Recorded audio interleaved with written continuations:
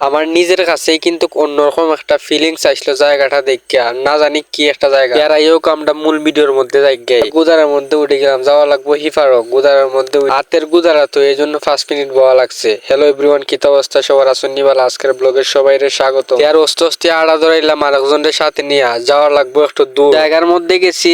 সবকিছু কইমু ভিডিওর মধ্যে, ভিডিওটা স্কিপ না করে আশা করি ভিডিওটা দেখবেন সবাই। আমি নিজেও ভাবছি না যে এই ব্রিজের তলে আমি উবাইমু। যে ব্রিজটা দেখতেছেন ওই ব্রিজটা হলো খোরসারা।